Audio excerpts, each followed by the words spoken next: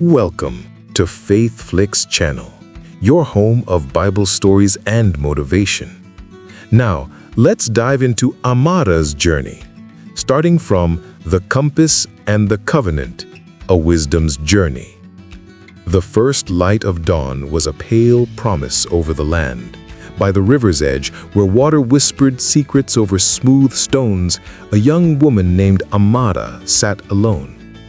Her heart felt like that river, restless, searching, carving its path through unknown terrain.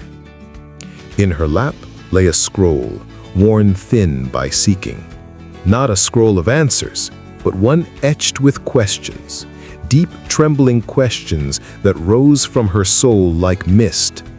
She traced a finger over the words she'd written in the margin. Teach me, O Lord, to number my days, that I may gain a heart of wisdom. The ancient cry of Moses in Psalm 90 was now her own. It wasn't knowledge about facts she craved. It was wisdom, the kind that knows which path to take when the map is blank, the kind that steadies the spirit when the world spins wild. She closed her eyes, the scroll cool against her palms. Where do I begin? The thought hung in the still morning air. How do I build a life that matters? How do I hear your voice above the noise? The river didn't answer. The sparrows darting through the reeds didn't pause. Yet deep within, a quiet insistence grew. Seek, and you will find. She opened her eyes, resolve hardening like clay in the sun. This longing wasn't a burden. It was the compass point itself. Then came the sound, not the river, not the birds. Footsteps, steady, purposeful, approaching from the path that wound back to the sleeping village. Amara looked up. It was Elder Ifeanyi. His frame, though aged, carried an unshakable strength like an oak rooted deep in good soil. His eyes, warm and knowing, held the quiet light of one who had walked long with the unseen. He didn't greet her with empty words. He simply stood beside her, his gaze following the river's flow, sharing the silence. The air itself seemed to shift, charged with a holy expectancy. After a moment that stretched like a prayer, Elder Ifeanyi spoke. His voice was low, resonant, carrying the weight of truth gently. Amara, daughter of the seeking heart, the dawn finds you not in sleep, but at the water's edge, wrestling with eternity. He didn't ask her why she was there. He knew. He saw the scroll, the yearning etched on her face. The hunger for wisdom, he continued, his eyes meeting hers, is the first gift. It is the soul's recognition that it was made for more than dust and wind. It was made for the breath of the Almighty. From within the folds of his simple robe, he drew something out. It caught the frail morning light. A compass, not of polished brass or cold steel, but carved lovingly from rich, dark olive wood. Its surface felt ancient, smoothed by reverence and time. Symbols were etched around its edge, not letters, but patterns that spoke of covenant, of creation, of the steadfast love of the Lord. The needle, a delicate sliver of ironwood, lay still. This compass, he said, holding the compass out toward her, does not merely point you toward the North Star, child. It points you upward. It reminds you where true wisdom begins, not in the cleverness of the mind, but in the reverence of the heart. The fear of the Lord is the beginning of wisdom. As the proverb declares, hold fast to this. Let it orient your spirit before you seek to orient your steps. Amara clutched the olive wood compass. Its weight in her palm felt like an anchor. The restless river inside her calmed, replaced by a profound, quiet certainty. The first brick of understanding had been laid. Wisdom wasn't a destination to be reached on a map. It was a posture of the soul. It began on bended knee, in awe of the one who breathed the stars and knew her name. "Thank you, Elder," she whispered, her voice thick with unshed tears of gratitude and newfound resolve. The scroll of questions in her lap suddenly felt less like a burden and more like the starting point of a sacred pilgrimage. As the sun climbed higher, painting the river in gold, Amara felt a stirring. The compass seemed warm against her skin. She looked towards the hills that rose beyond the village, ancient, rugged, their peaks often lost in the clouds. An impulse, clear and strong, rose within her. Climb. Not a command, but an invitation. She tucked the precious scroll and the olive wood compass securely into a pouch at her side. She needed no provisions, only the thirst in her spirit. With a final glance at the murmuring water, she turned her back to the familiar riverbank and began to walk towards the steep path leading upward. The climb was not easy. The path was narrow, strewn with loose stones and knotted roots that seemed to grasp at her sandals. The air grew thinner, cooler. Each step required effort, focus, and a deliberate choice to move forward. She felt the strain in her legs, the quickening of her breath. Yet with every upward step, the compass resting over her heart seemed to pulse a quiet rhythm. Upward, inward, towards Him. She thought of the Psalms of Ascent, sung by pilgrims journeying to Jerusalem. "I lift up my eyes to the hills. From where comes my help? My help comes from the Lord who made heaven and earth." Her climb became her prayer, her labored breath a psalm. The discipline of placing one foot firmly before the other mirrored the discipline her spirit craved, the resolve to seek truth even when the path was steep and the summit unseen. Halfway up, she paused, leaning against a sun-warmed boulder. Below her, the village looked small, peaceful. The river was a silver ribbon winding through green. Above, the sky stretched vast and blue. And there, dancing against that immense canvas, were the sparrows. Tiny, seemingly insignificant, yet utterly free. They darted and swooped, catching insects on the wing, their flight paths intricate and effortless. Amara watched, mesmerized. A smile touched her lips. She remembered the words of her Savior, spoken centuries ago, but alive in this moment. "Look at the birds of the air. They do not sow or reap or store away in barns, and yet your heavenly Father feeds them. Are you not much more valuable than they?" The simplicity was staggering. The divine hand that ordered the delicate, ordained flight of a sparrow. That same hand held her, guided her, clothed her spirit with the potential for understanding. Her notebook, tucked beside the compass, seemed to call to her. She pulled it out, a simple bound book of blank pages and a charcoal pencil. Not to dissect, but to marvel. She sketched the swift lines of the birds against the sky, their freedom, their trust. Insight, she realized, her heart swelling with wonder, often wears the humble cloak of simple awe. True wisdom recognizes the fingerprints of the Creator in the smallest wing beat, the most ordinary moment. She wrote that down, the charcoal whispering across the page. Wisdom sees the Creator in the created. Refreshed, not just by the rest, but by the revelation, she continued her ascent. The final stretch was the steepest, demanding all her strength and focus.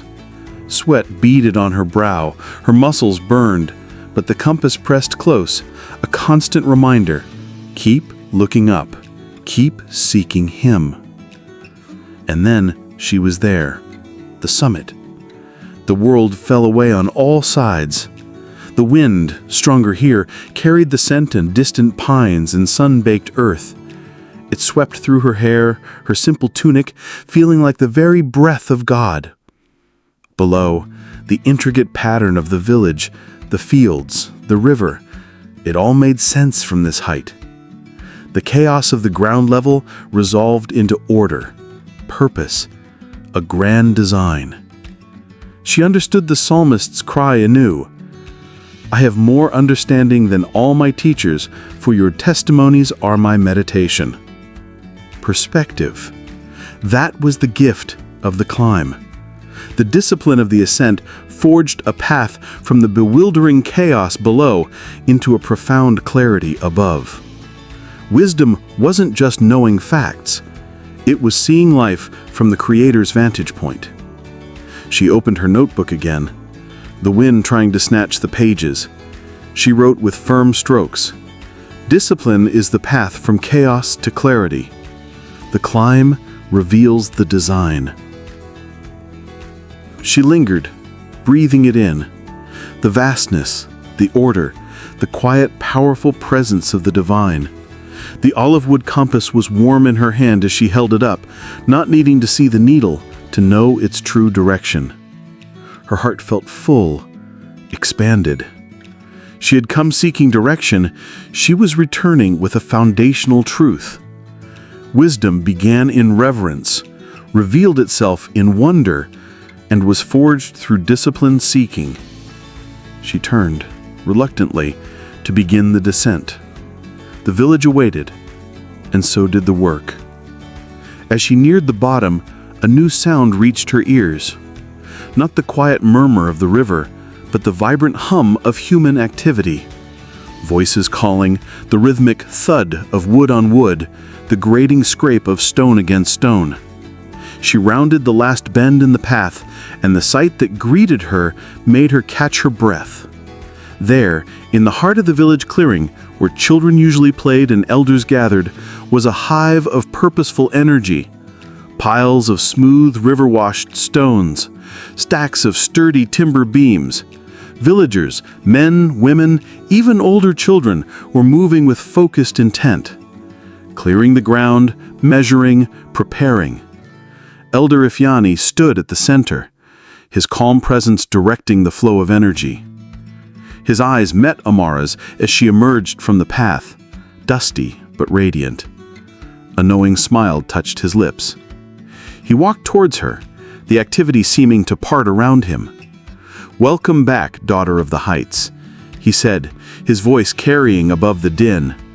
He gestured towards the bustling scene. "The time for laying foundations is now." He led her to a cleared patch of earth, dark and rich. A single, perfectly square stone lay readied beside a trough of wet mortar. "This," Elder Ifyani said, placing a weathered hand on the stone, "is where the house of learning begins, where wisdom takes root in the earth to bear fruit for generations." Amara knelt. The cool soil seeped through the fabric of her skirt. She dipped her hands into the mortar, its gritty dampness a stark contrast to the feel of the compass and the wind on the mountaintop. This was tangible, earthy, holy. She lifted the first brick, its weight solid and promising. As she carefully lowered it onto the chosen spot, pressing it firmly into the waiting mortar, the words of King Solomon, the wisest of earthly kings, rose powerfully in her spirit. By wisdom, a house is built, and through understanding, it is established. Through knowledge, its rooms are filled with rare and beautiful treasures, but also the deeper truth. By me, kings reign, and rulers decree what is just. Wisdom was not passive. It built, it established, it governed justly. Smoothing the mortar around the edges of the stone, Amara understood. This brick was more than rock and mud. It was an altar, a covenant stone. She wasn't just building a structure of wood and stone, she was laying the foundation for a sanctuary of understanding. True wisdom, received in reverence on the heights, recognized in wonder, and forged through disciplined seeking, had to descend. It had to engage with the earth, with the community, with the practical needs of seeking hearts. The compass pointed upward, but the hands that held it were called to build bridges here. She pressed her palm against the cool surface of the first laid brick. A silent vow formed in her heart. She would build this house, not for her own name, but for the name that was above every name, for the wisdom that came only from the fear of the Lord. The journey down the mountain was complete. The deeper journey, the building, had just begun. The weight of the olive wood compass against her chest felt like a seal upon that promise. The rhythm of hammers and chisels became the heartbeat of the village. Days flowed into weeks, each sunrise revealing the steady rise of the school's walls. Amara worked alongside her neighbors, her hands calloused but her spirit alight. The olive wood compass rested against her skin, a constant reminder of that first anchoring truth. Reverence is the ground on which wisdom stands. Yet, amidst the sweat and mortar, new questions stirred. How does truth move from the quiet heart into the clamor of daily life? How does the awe felt alone become a shared fire? As the walls grew taller, casting longer shadows each evening, Elder Ifeanyi called the people, not to labor, but to gather.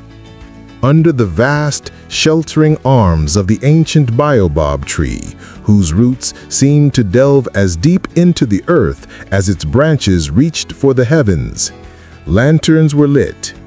Their warm, flickering glow pushed back the deepening twilight, creating an island of light and expectancy. Villagers settled on woven mats, their faces weary from the day's work, yet curious.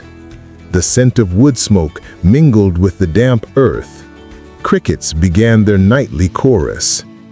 Elder Ifeanyi stood, his silhouette framed by the great trunk. His gaze swept over the faces before settling on Amara. "Daughter," his voice, though gentle, carried effortlessly in the hushed space. "You ascended the hill seeking understanding. You laid the stone anchoring this house of learning. Now, share with us the language of the heights. Speak what the wind whispered to your seeking heart." A hush fell, deeper than before. All eyes turned to Amara. For a moment, the weight of the compass felt immense. The solitude of the riverbank, the vastness of the summit. How could mere words capture their essence? She rose, the leather-bound notebook feeling solid in her grasp, a tangible record of her wrestlings with the divine.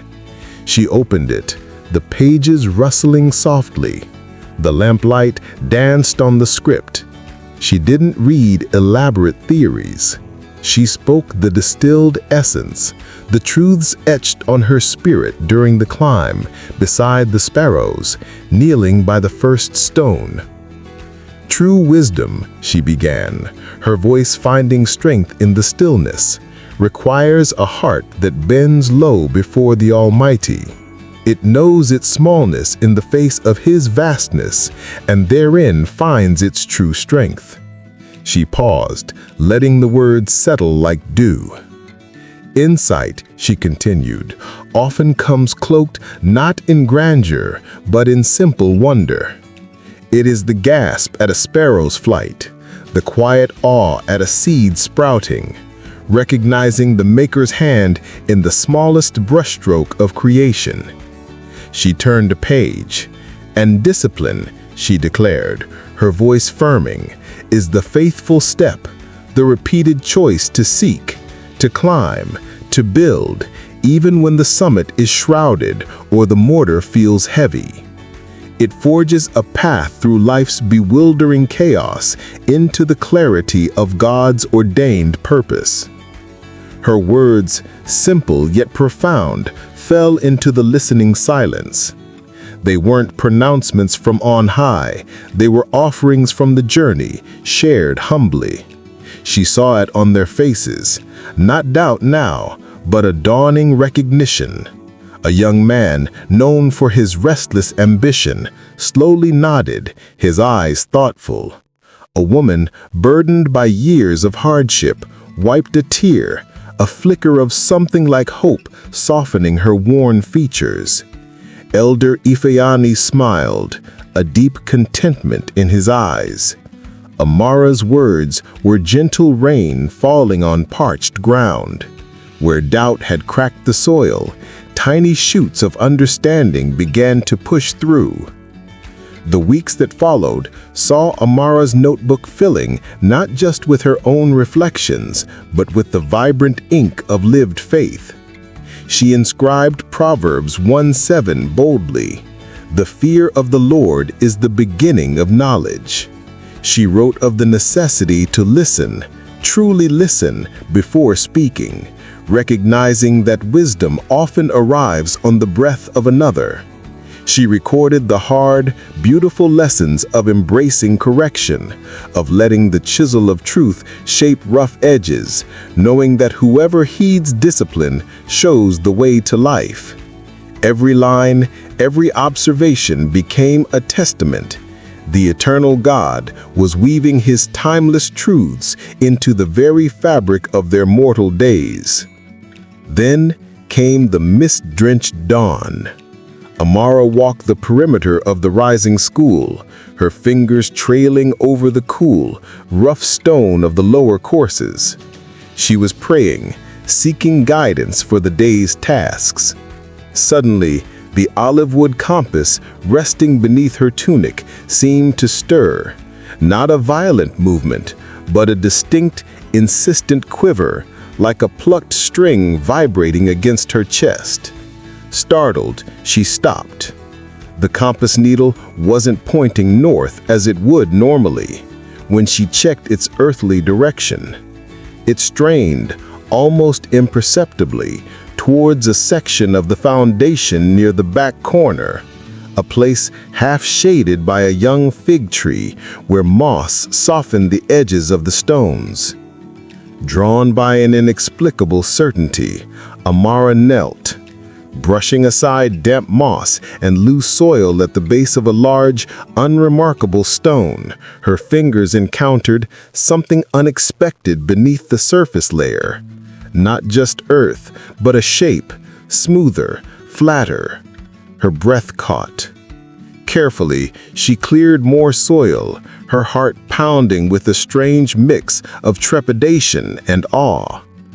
Revealed was not another building stone, but a flat, weathered slab, partially embedded in the earth. And on its surface, time-worn but unmistakable, were carvings, symbols, lines and patterns that spoke of an ancient hand, a forgotten time. They weren't random. They told a story, a silent hymn, a figure kneeling, hands raised, stylized waves representing chaos, a strong straight line pointing upwards, a covenant sign. It whispered of generations past who had also stood on this land, who had also hungered for divine guidance, who had also sought the face of the Ancient of Days. This stone wasn't just rock. It was a testament, a bridge across time, a silent declaration. You are not the first seeker here. You stand on holy ground, consecrated by the yearning of those who came before. Tears blurred Amara's vision as she traced the cool, ancient grooves with a reverent finger. The compass lay quiet now against her skin, its message delivered. Wisdom wasn't a solitary pursuit. It was a sacred relay, a torch passed through the ages.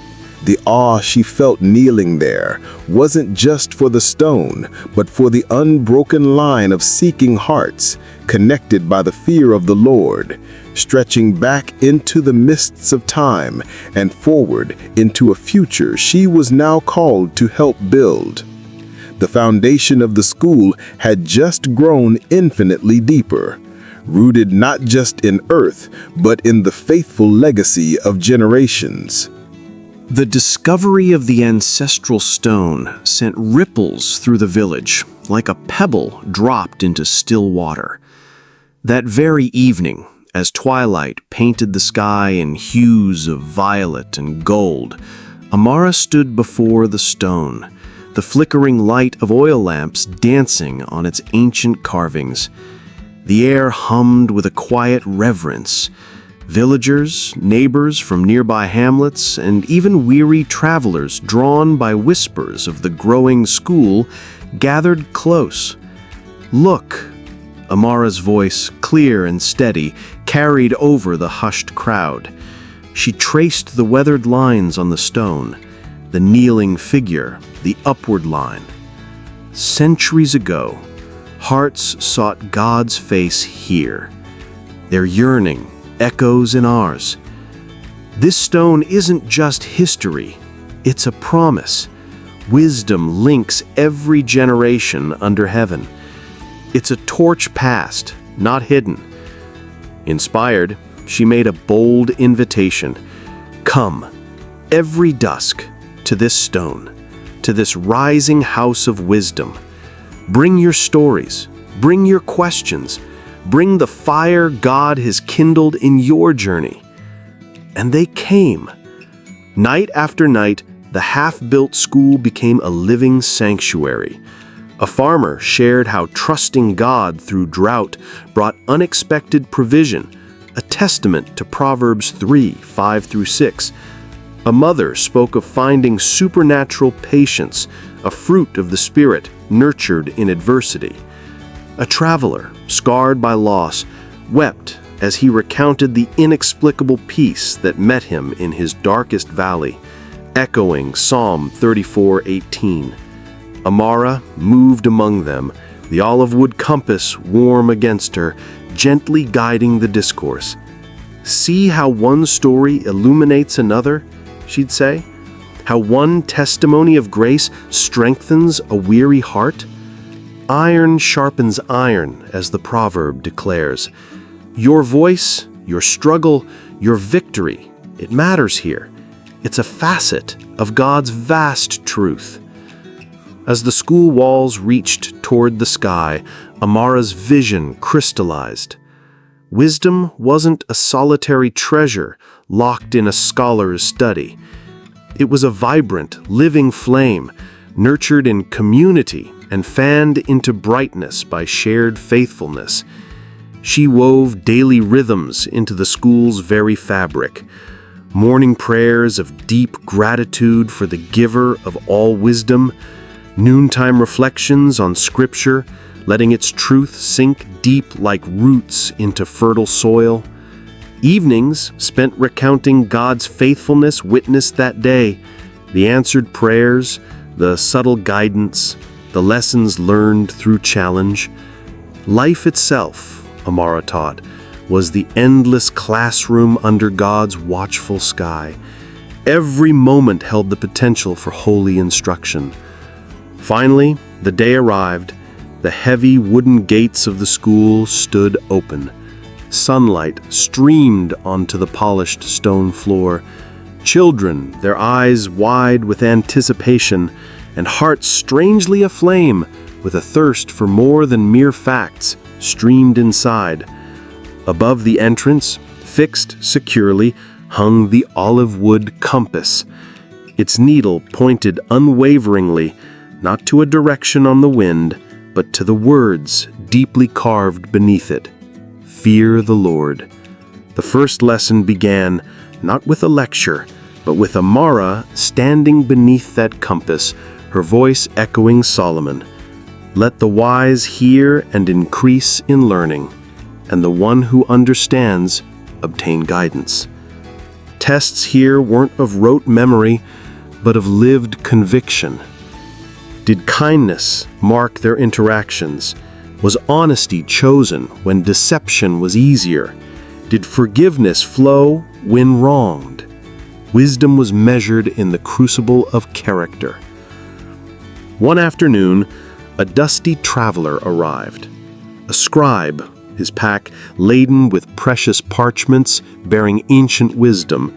He paused at the school's threshold, his sharp eyes taking in the vibrant humility within, children debating a parable with respectful passion, elders mentoring youths, not with lectures, but with shared tasks, the palpable sense of peace.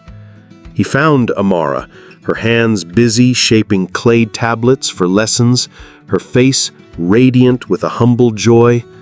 "Woman," he breathed, awe softening his scholarly demeanor. "What miracle birthed this place, this light?" Amara looked up, her gaze steady and warm. She touched the compass hanging nearby. "No miracle, friend, but surrender. I sought wisdom's purpose, and I learned its purpose is to lead souls from the shadows of doubt into the radiant, life-giving counsel of God. It's not about building monuments, but lighting pathways back to Him." Years flowed like the ever-present river. Silver now streaked Amara's dark hair, wisdom etching its gentle lines upon her face. One quiet dawn, she returned to the river's edge, the olive wood compass, worn smooth by time and touch, resting in her palm. The school stood strong behind her, its stones singing silent hymns of generations shaped by the fear of the Lord. Suddenly laughter, bright, clear, and new, rippled from the reeds. Children, drawn by the legend of the woman and her compass, peeked out, their eyes sparkling with the same restless seeking that had once filled her own. Young hearts, eager for their own journey. Amara lifted her eyes to the vast awakening sky, her heart overflowing.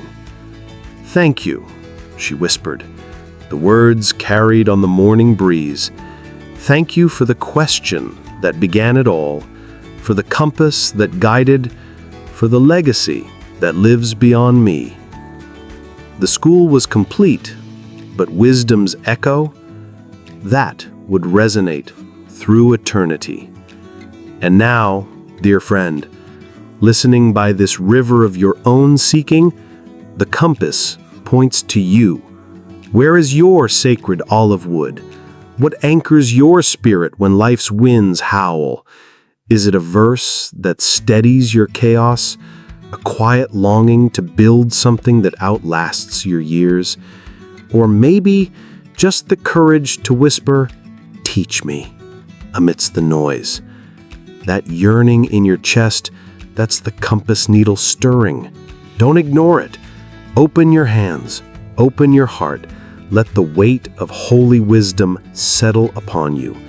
Your journey starts right where you are, from the riverbank of longing, up the hill of surrender, to the legacy only you can leave. The torch is ready. Will you take it? Will you let your journey from uncertainty into God's glorious light begin today?